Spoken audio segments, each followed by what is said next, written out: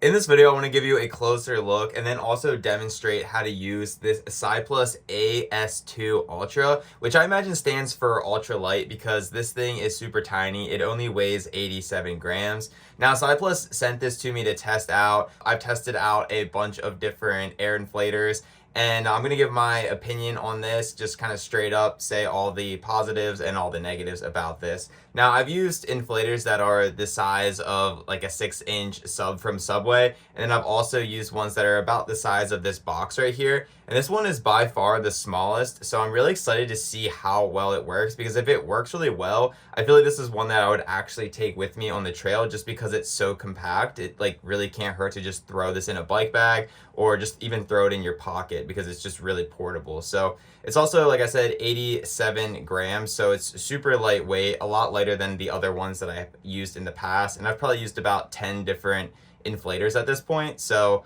yeah, I'm really excited to try it out. So like most inflators, this comes with a few different attachments. This one is bike specific, so you're gonna obviously get the Presta and Schrader attachments.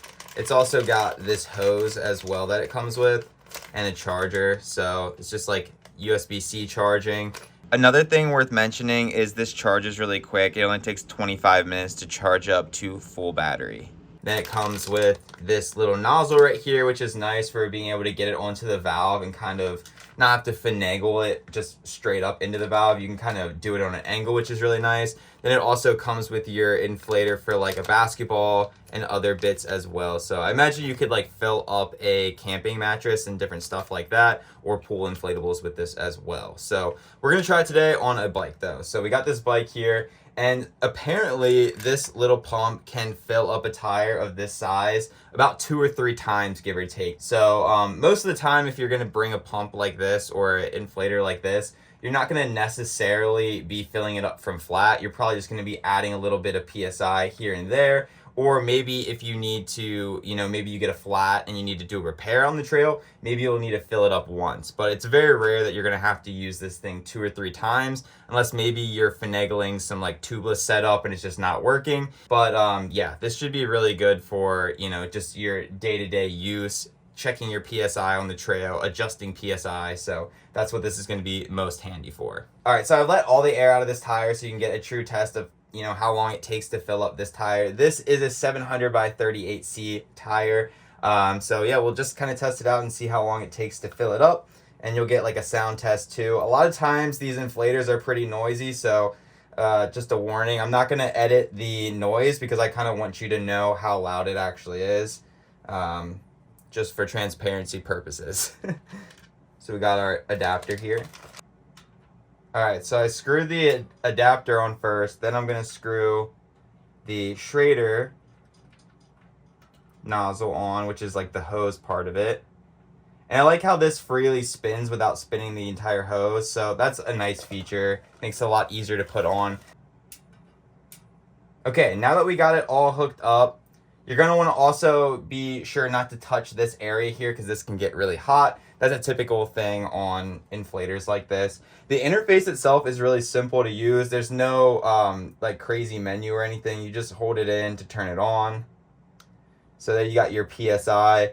We're going to try to go for, so it says 45 to 90 PSI. We'll crank it up to 50. Let's now hit the start button and we'll see how long it takes.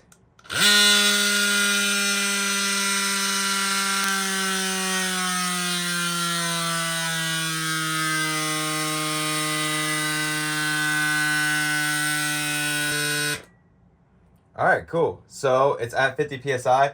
I feel like that was pretty quick altogether. So again, this is going to be hot, so you'll just want to be careful. So a few more things to note about this is it does have like a protective kind of jelly case around it. You can take that off and it's just black underneath here, just in case that's confusing for anybody.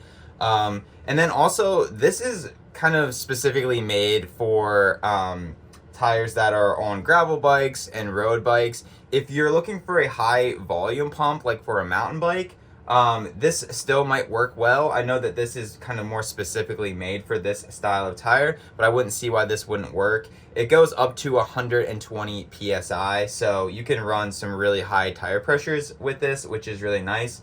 And I gotta say, if I was gonna take one of my inflators out with me, I would probably take this one just because it's so lightweight. Now, I'm kind of in the camp of wanting to always have a pump with me or a plan B option, like a hand pump. Just because sometimes when the batteries die, just like with CO2 as well, if the CO2 runs out of CO2, then you're kind of stranded. So if you're on a really, you know, backcountry expedition and you run out of battery, then you don't really have another option. But what I think this is really nice for is taking out on maybe shorter rides.